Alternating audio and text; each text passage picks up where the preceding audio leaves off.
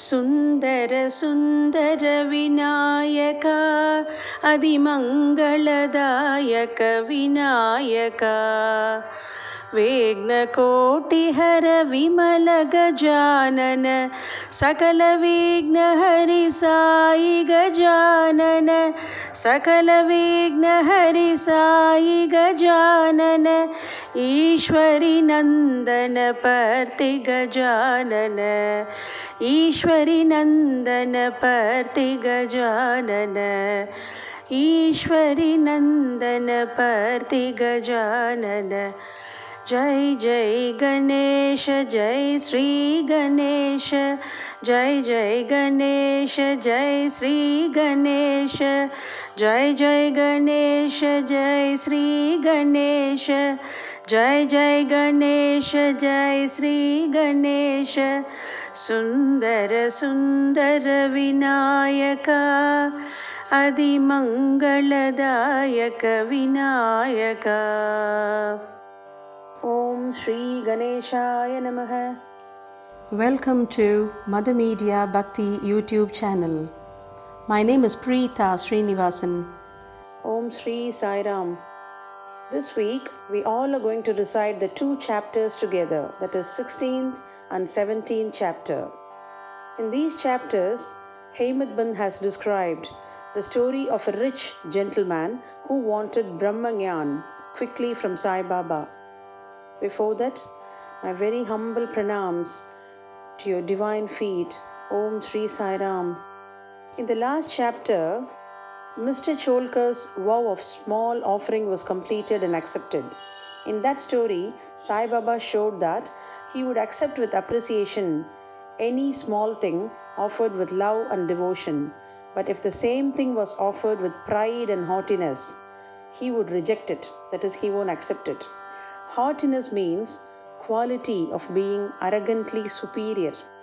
Being himself full of Satchidanand, that is pure consciousness, knowledge and bliss, he did not care much of mere outward formalities.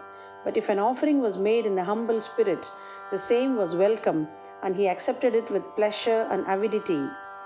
In fact, there is no person more generous and benevolent than a Sadguru. Benevolent means kind and friendly, like Sai Baba. He cannot be compared to the Chintamani jewel, the Kalpataru, that is the celestial tree which fulfills our desires, or the Kamadhenu, that is the celestial cow which yields what we desire. They give us only what we desire, but the Sadguru gives us the most precious thing, that is inconceivable and inscrutable, the reality. Inscrutable means impossible to understand. Now let us hear how Sai Baba disposed for a rich man who came to and implored him to give Brahmagyan. There was a rich gentleman, unfortunately his name and whereabouts are not mentioned, who was very prosperous in his life. He had amassed a large quantity of wealth, houses and lands, and had many servants and dependents. When Baba's fame reached his ears, he said to the friend of his that he was not in want of anything, and so he would go to Shiradi and ask Baba to give him Brahmagyan, which if he got would certainly make him more happy. His friend dissuaded him, saying, "It is not easy to know Brahma, and especially so for an avaricious man like you, who is always engrossed in wealth, wife and children." Here, dissuaded means he never gave much importance to his words. That is, dissuaded means throw away the unwanted things.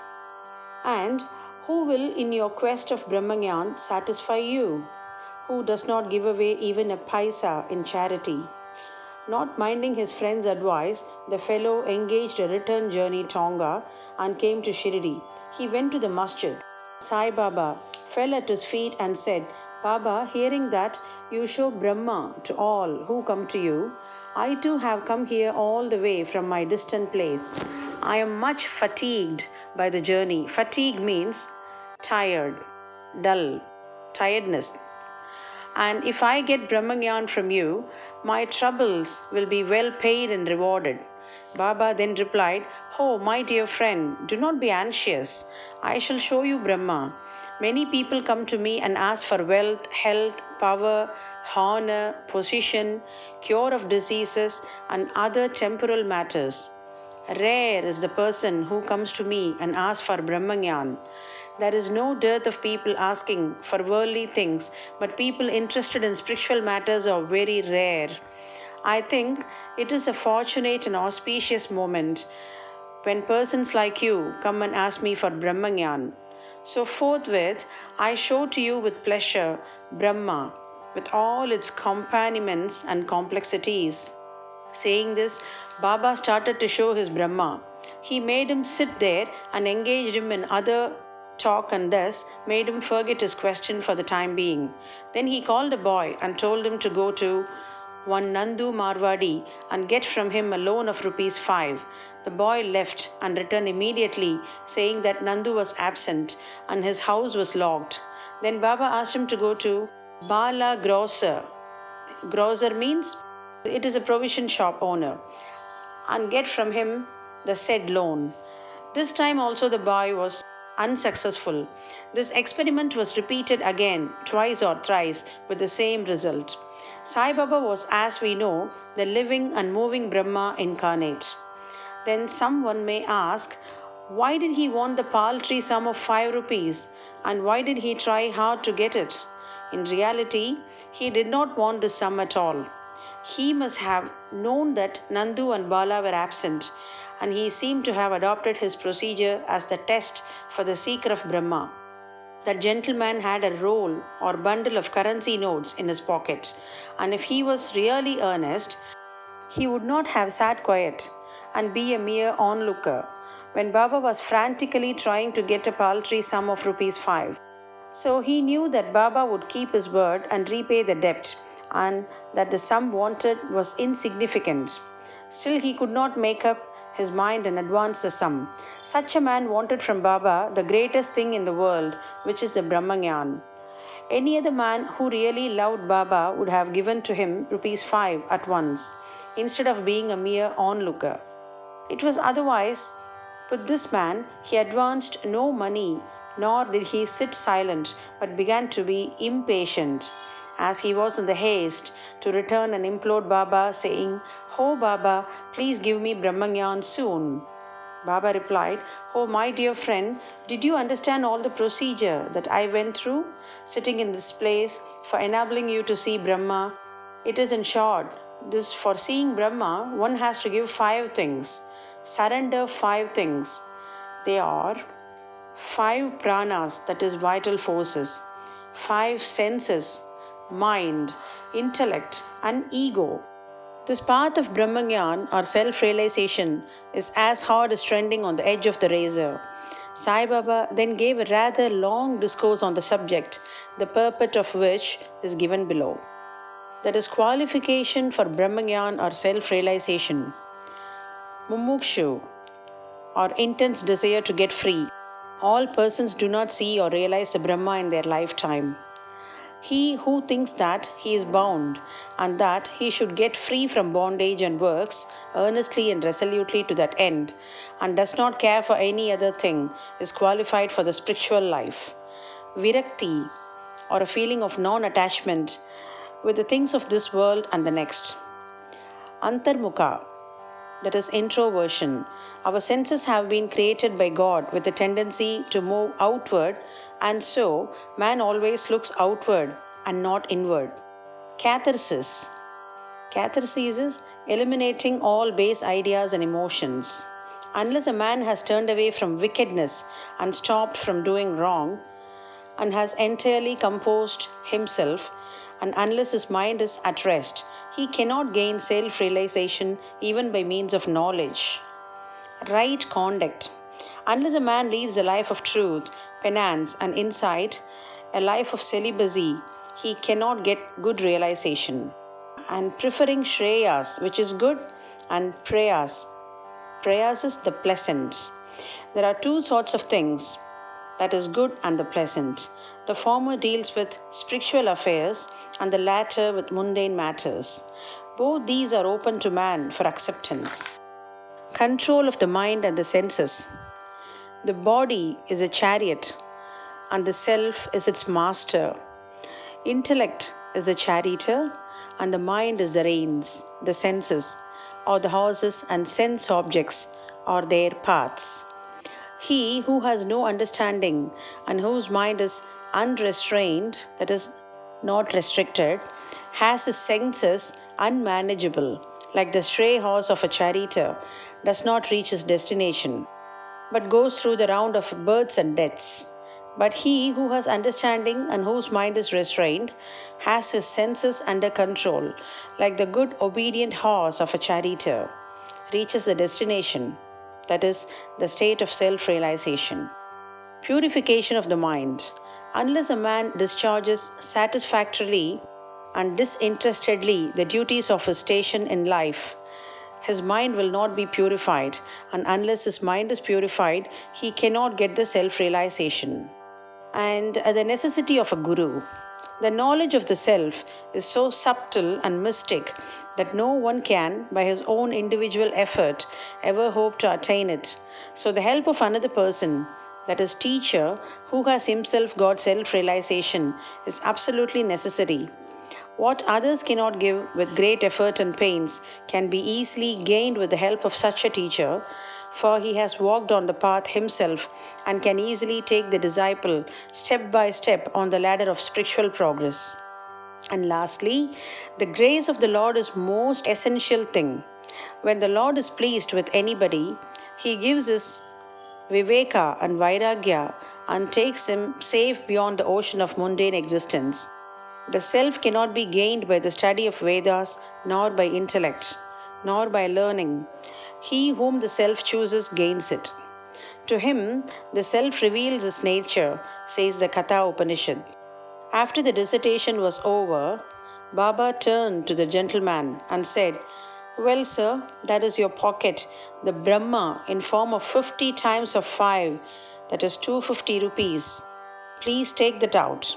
The gentleman took out from his pocket the bundle of currency notes, and to his great surprise found on counting them, there were 25 notes of 10 rupees each. Seeing this omniscience of Baba, he had moved and fell at Baba's feet and craved for his blessings. Then Baba said to him, "Roll up your bundle of Brahma, currency notes. Unless you completely get rid of your avarice, that is, or greed, you will not get the real Brahma. How can he whose mind is engrossed in wealth, progeny, and prosperity accept to know the Brahma without removing his attachment for them? The illusion of attachment or the love for money is a deep eddy, that is, whirlpool of pain, full of crocodiles in the form of conceit and jealousy. Conceit means thinking themselves as the best. He who is desireless can alone cross this whirlpool. Greed and Brahma are asunder as poles. They are eternally opposed to each other, where there is a greed in a room for thought or meditation of the Brahma. Then how can a greedy man get dispassion and salvation? For a greedy man there is no peace, contentment, nor steadiness. If there be even a little grace of greed in mind, all the sadhanas are of no avail. Baba's words, "My treasury is full and I can give anyone what he wants, but I have to see whether he is qualified to receive my gift. If you listen to me carefully, you will be certainly benefited. While sitting in this masjid, I never speak any untruth. When a guest is invited to the house, all the members of the household and other friends and relations that happen to be present and entertained along with a guest. So all who that were present in the masjid at that time could partake of the spiritual feast that was served by Baba for the rich gentleman. After getting Baba's blessings, one and all, including the gentleman, left the place quite happy and contented." Special characteristics of Baba. There are many saints who, leaving their houses, stay in forest, caves or hermitages and in solitude. In order to get liberation or salvation for themselves, they do not care for the other people and are always self-absorbed. Saibaba was not of such a type. He had no home, no wife, no progeny, nor any relations, near or distant. Still, he lived in the world, that is society. He begged his bread from 4 or 5 houses, always lived at the foot of the neem tree, carried on worldly dealings, and taught all the people how to act and behave living in this world. Rare are the sadhus and saints who, after attaining God vision, strive for the welfare of the people. Saibaba was the foremost of these, and therefore says, Heimadban, blessed is the country, and blessed are the family, and blessed are the chaste parents, where this extraordinary, transcendent, precious and pure jewel, Sai Baba, was born. Bow to Sri Sai, peace to be all. बाबा मेरी रक्षा करना साई, मेरी रक्षा करना बाबा, मेरी रक्षा करना साई, मेरी रक्षा करना बाबा, मेरी रक्षा करना साई, मेरी रक्षा करना. ओम साईश्वराय विद्महे सच्चिदानंदाय धीमहि तन्नो बाबा प्रचोदयात्.